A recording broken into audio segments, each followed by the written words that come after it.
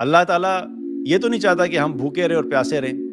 جو اللہ ہمیں پورا سال رزق دیتا ہے، کھانا کھلا سکتا ہے، پانی پلاتا ہے، طرح طرح کے کھانے ہمارے لیے جو انتظام کرتا ہے، جو ہمیں کھلاتا ہے، جب وہ پورا سال کھلا سکتا ہے تو اس مہینے میں بھی کھلا سکتا ہے۔ اور زیادہ سے زیادہ کیا ہے، 700 گنا لکھا جاتا ہے۔ یعنی اگر کسی شخص نے 1000 روپیہ صدقہ کیا تو 700 ٹائمز اس کو بڑھا کے اللہ تعالیٰ لکھتا ہے۔ اللہ تعالیٰ فرماتا ہے کہ انسان کا ہر عمل اس کے لیے ہے سوائے روزے کے، وہ صرف میرے لیے ہے اور میں ہی اس کی جزا دوں گا۔ پہلی خوشی افطار کے وقت ہوئی، دوسری خوشی کب ہوگی؟ کہ جب قیامت والے دن اللہ سے ملاقات کرے گا۔ بہت ہی سمپل اور کرسپ میسج کیا ہے کہ یہ جو تم رمضان میں بھوکے پیاسے رہتے ہو نا، اور صرف بھوکے پیاسے رہ کے تم یہ سمجھنے لگ جاتے ہو کہ تم نے بہت بڑا کمال کیا اور تم نے تو سارے روزے رکھ لیے، اور کئی لوگ ایسے ہیں کہ جو 20 سال 25 سال 30 سال سے روزے رکھ رہے ہیں، اور وہ بڑے فخر سے بتاتے ہیں کہ الحمدللہ جی جب سے ہم نے ہوش سنبھالا ہے اس وقت سے میں روزے رکھ رہا ہوں، میرا ایک روزہ بھی نہیں چھوٹا۔ لیکن بڑا افسوس ہوتا ہے کہ جب یہ دیکھا جائے کہ وہ روزے تو رکھتا ہے، لیکن روزے رکھنے سے پہلے اس کی زندگی کا جو معمول ہوتا ہے وہ بھی ویسا ہی تھا، اور روزہ رکھ کے بھی اسی ماحول میں چل رہا ہے۔ روزے کا مقصد اگر پورا نہیں کر رہے تو اللہ تعالیٰ کو تمہارے بھوکے اور پیاسے رہنے کی کوئی ضرورت نہیں ہے۔ اس حدیث میں کیا پتہ لگتا ہے؟ 3 چیزوں کا چھوڑنا بڑا ضروری ہے۔ جھوٹ، جو انسان جھوٹ بولتا ہے اس کو جھوٹ بولنا جو ہے وہ چھوڑنا پڑے گا، اور جو بیہودہ باتیں کرتا ہے اور بیہودہ اعمال کرتا ہے۔ یہ 3 چیزیں ایسی ہیں جو انسان کی شخصیت کے اوپر بہت برا اثر ڈالتی ہیں۔ اور روزہ رکھنے کا مقصد کیا ہے؟ لعلکم تتقون، تاکہ تمہارے اندر تقوی آئے، اور تقوی اس وقت تک آ نہیں سکتا جب تک انسان اپنے آپ کو گناہوں سے نہ نکالے۔ تو یہ تقوی جو ہے یہ ڈائریکٹلی لنکڈ ہے کہ جب تک ہم گناہ نہیں چھوڑیں گے تب تک ہم متقی نہیں ہو سکتے، تقوی والے نہیں ہو سکتے۔ اور اگر ہم بھوکے پیاسے رہیں، یہ تو تھوڑا سا وقت ہوتا ہے نا، سحری سے لے کے افطار تک کا وقت ہوتا ہے، چند گھنٹے ہیں، مختلف کنٹریز کے اندر مختلف ہوتا ہے، کہیں پہ 8 ہے، کہیں پہ 8 ہیں، کہیں پہ 9 ہے، کہیں پہ 10 ہے، مختلف ٹائم زونز کے حساب سے۔ لیکن چاہے تم 24 گھنٹے بھی بھوکے اور پیاسے رہو یہ سوچ کے کہ تم روزے سے ہو، لیکن اگر تم نے جھوٹ بولنا نہیں چھوڑا، بیہودہ باتیں نہیں چھوڑیں، بیہودہ اعمال نہیں چھوڑے، تو اللہ کو تمہارے بھوکے اور پیاسے رہنے سے کوئی فرق نہیں پڑتا۔ اللہ تعالیٰ یہ تو نہیں چاہتا کہ ہم بھوکے رہیں اور پیاسے رہیں۔ جو اللہ ہمیں پورا سال رزق دیتا ہے، کھانا کھلا سکتا ہے، پانی پلاتا ہے، طرح طرح کے کھانے ہمارے لیے جو انتظام کرتا ہے، جو ہمیں کھلاتا ہے، جب وہ پورا سال کھلا سکتا ہے تو اس مہینے میں بھی کھلا سکتا ہے۔ اور اس مہینے میں بھی اللہ نے کلی طور پہ نہیں روکا، بلکہ چند گھنٹے اللہ سبحانہ تعالیٰ نے ہمیں ٹیسٹ کرنے کے لیے دیا کہ تم میری بات کو مانتے ہو کہ نہیں مانتے ہو۔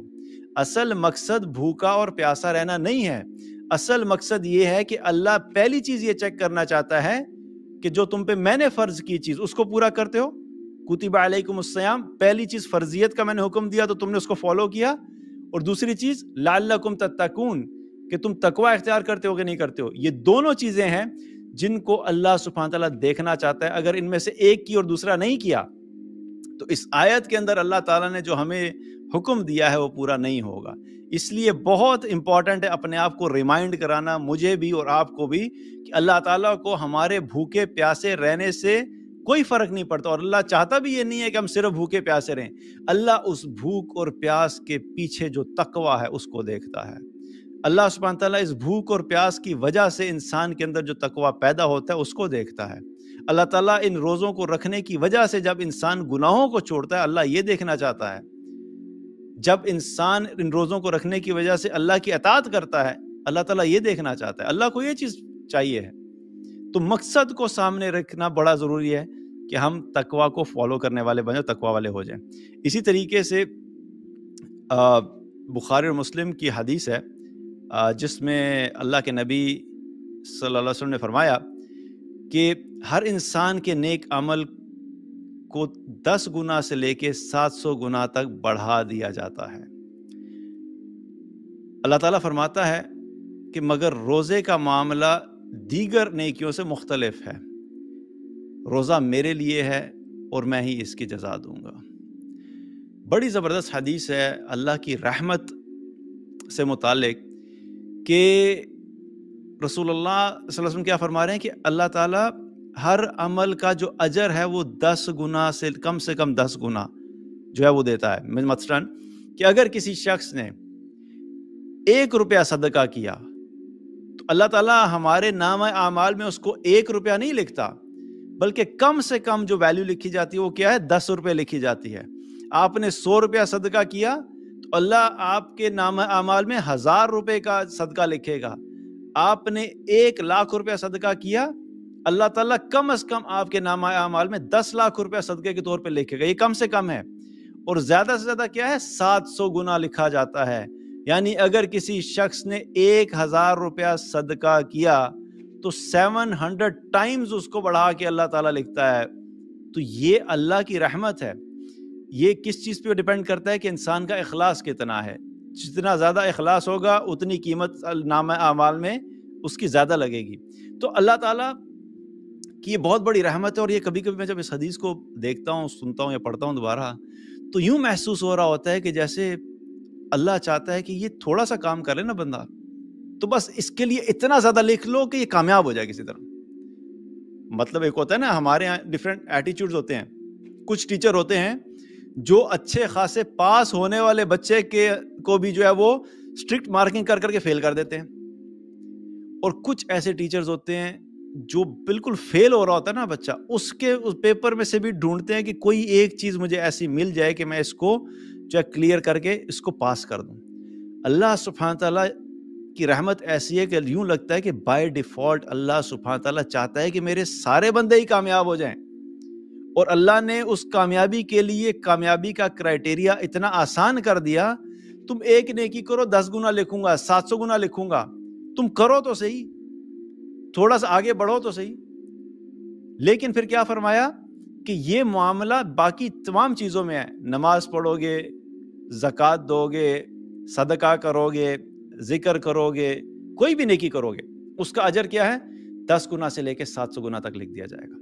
لیکن جب تم روزہ رکھو گے تو اللہ تعالیٰ نے روزے کے بارے میں یہ اجر کی لمٹ نہیں رکھی، بلکہ ایک حدیث میں آتا ہے کہ اللہ کے نبی صلی اللہ علیہ وسلم نے فرمایا کہ اللہ تعالیٰ فرماتا ہے کہ انسان کا ہر عمل اس کے لیے ہے سوائے روزے کے، وہ صرف میرے لیے ہے اور میں ہی اس کی جزا دوں گا.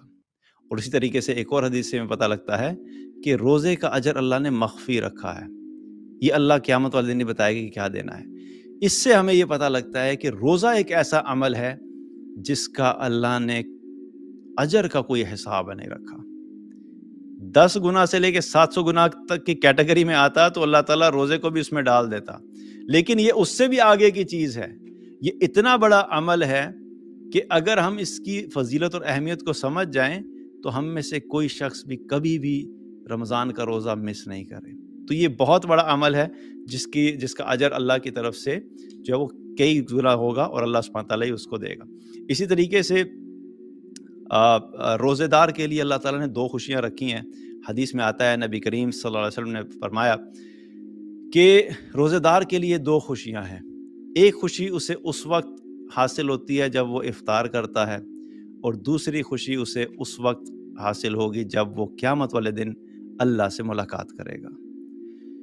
تو جب روزہ رکھتے ہیں تو کیا ہوتا ہے؟ صبح سحری سے لے کے افطار تک نہ کچھ کھاتے ہیں نہ کچھ پیتے ہیں. تو اس کا جو نیچرل ایفیکٹ باڈی پہ اور مائنڈ سیٹ پہ کیا آتا ہے کہ انسان تھوڑا سا ویک فیل کرنے شروع کر دیتا ہے، انرجی لیول تھوڑا لو ہوتا ہے، انسان اس طریقے سے کام نہیں کر پاتا ایگزرشن کے جس طریقے سے عام روٹین میں کر رہا ہوتا ہے.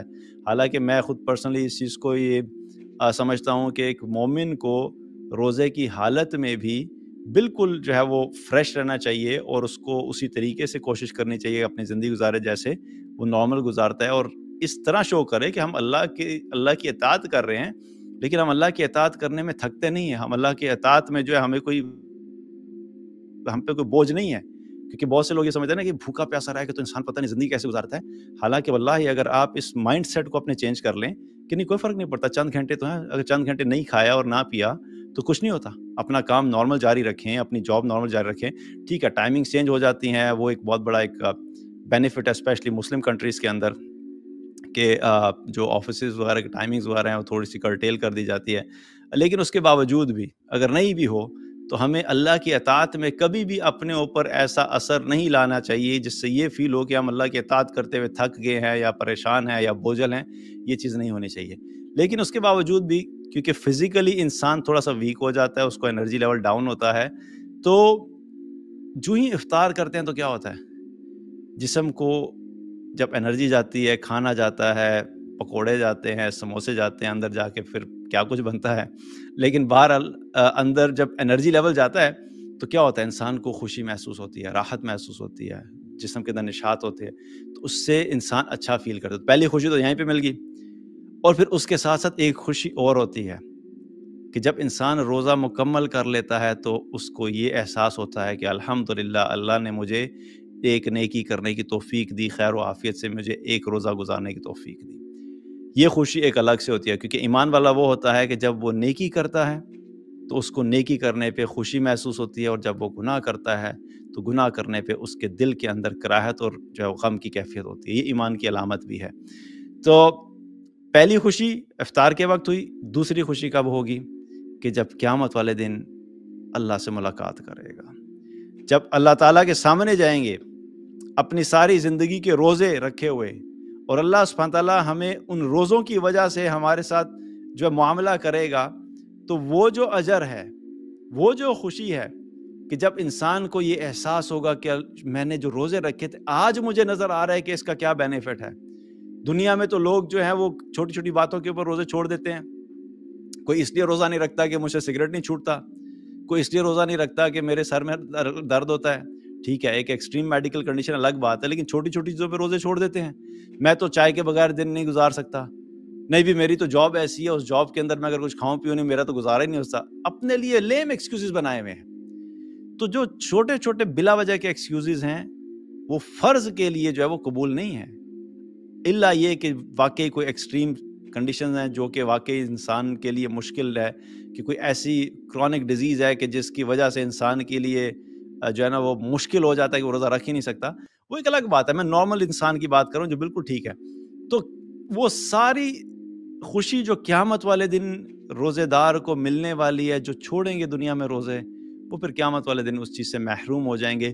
لیکن جو روزہ رکھ کے جائیں گے اللہ تعالیٰ قیامت والے دن ان کو ایسی خوشی عطا فرمائے گا کہ وہ خوش ہو جائیں گے کہ اللہ کا شکر ہے کہ ہم نے دنیا میں روزے رکھے تھے.